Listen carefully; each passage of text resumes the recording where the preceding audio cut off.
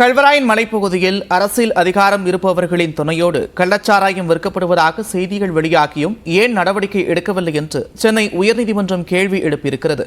கள்ளக்குறிச்சி கள்ளச்சாராய உயிரிழப்பு குறித்து சிபிஐ விசாரணைக்கு உத்தரவிடக் கோரி அதிமுக தொடர்ந்த வழக்கு நீதிபதிகள் கிருஷ்ணகுமார், குமரேஷ் பாபு அமர்வில் விசாரணைக்கு வந்தது.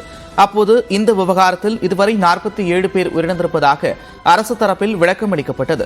47 பேரின் உயிரிழப்பை சாதாரணமாக எடுத்துக்கொள்ள முடியாது என்று கூறிய நீதிபதிகள், கடந்த ஆண்டு மரக்காணத்தில் கள்ளச்சாராயம் அருந்தி 14 பேர் உயிரிழந்ததை தொடர்ந்து எப்படி கள்ளச்சாராய விற்பனை அனுமதிக்கப்பட்டது என்று கேள்வி எழுப்பினர். கல்வராயன் மலைப்பகுதிகளில் அரசியல் அதிகாரம் உள்ளவர்களின் துணையோடு கள்ளச்சாராயம் விற்கப்படுவதாக செய்திகள் வெளியாகியும் ஏன் நடவடிக்கை எடுக்கவில்லை என்று அரசுக்கு எடுத்துள்ள நடவடிக்கைகள் என்ன என்றும் நீதிபதிகள் வினவினர். இந்த விவகாரத்தில் இதுவரை 4 பேர் கைது செய்யப்பட்டிருப்பதாகவும் அதில் ஒருவரான கோவிந்தராஜ் என்பவர்தான் கள்ளச்சாராயத்தில் மெத்தனாலை கலந்தவர் என்றும் அரசு தரப்பில் தெரிவிக்கப்பட்டது.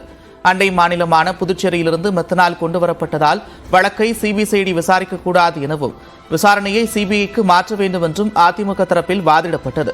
இதனைத் தொடர்ந்து மரக்காணம் மற்றும் கள்ளக்குறிச்சி கள்ளச்சாராய சம்பவங்கள் தொடர்பாக எடுத்த நடவடிக்கைகள் குறித்து அறிக்கை தாக்கல் செய்ய தமிழ்நாடு அரசுக்கு உத்தரவிட்ட நீதிபதிகள் விசாரணையை வரும் 26ஆம் தேதிக்கு ஒத்திவைத்தனர்.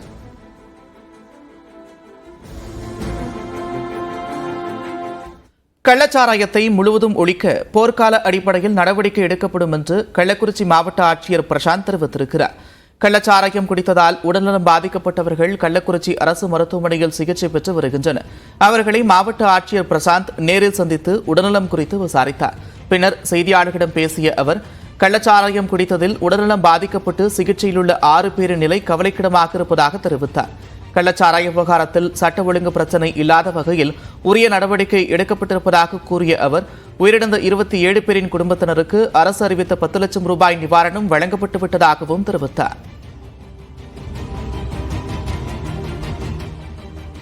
கள்ளச்சாராயம் தடுப்பதற்கு போலீஸோடு இணைந்த கடுமையான நடவடிக்கை எடுக்கிறதுக்கு தமிழ்நாடு முதலமைச்சர் உத்தரவு போட்டிருக்கிறார்கள். கள்ளக்குறிச்சியை பொறுத்தவரையும் குறிப்பாக ஒரு கள்ளச்சாராய